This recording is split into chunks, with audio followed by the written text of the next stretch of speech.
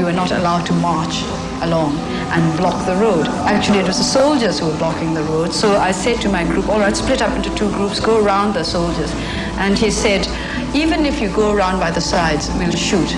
So I stepped out into the center of the road and walked right through between the kneeling soldiers.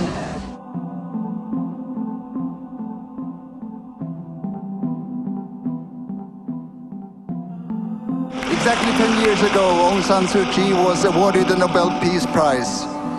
To this day, she has not been able to come to Oslo to personally receive her award. She's been under house arrest in her native Burma for the best part of 20 years. Her crime is that if she was free to participate in elections, she would win. She's in a house, but you cannot go and talk to her. It is just, darkness. We found the cutting of the telephone line very funny, because I always thought cutting off the telephone simply meant they switched it off somewhere at the main exchange. Actually not, they just came and cut it off with a pair of scissors. They cut off the wires of the telephone and carried it away, and we found that very, very funny. But we see in her own right a powerful woman who is living in her own freedom, and her beauty is that she is fighting for the dignity and freedom of others. And I think she has a vision that many leaders in the world could do well by listening to.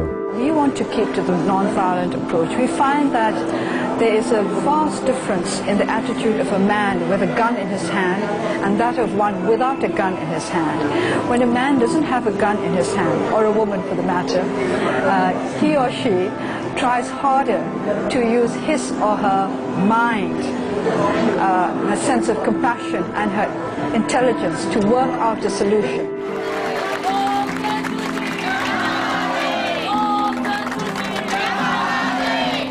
There's a new book out by Vancouver author Alan Clements about Suu Kyi and Burma. It's called The Voice of Hope.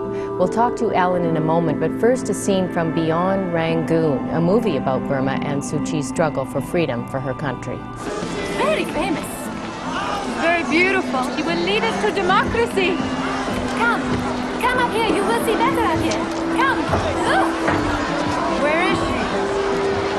Look, here she comes now.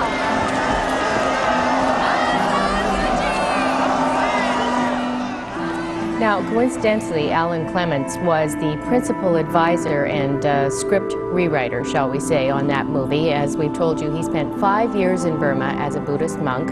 He's banned from Burma now. In Norway, Aung San Suu Kyi's eldest son accepted the Nobel Peace Prize on her behalf. Even those in power now, in Rangoon, must know that their eventual fate will be that of all totalitarian regimes who seek to impose their authority through fear, repression, and hatred.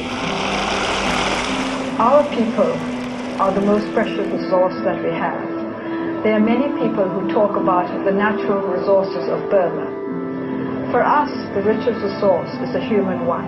It is our people who are precious to us. We want to make sure that our people enjoy security, enjoy freedom, and they enjoy the right to advance themselves.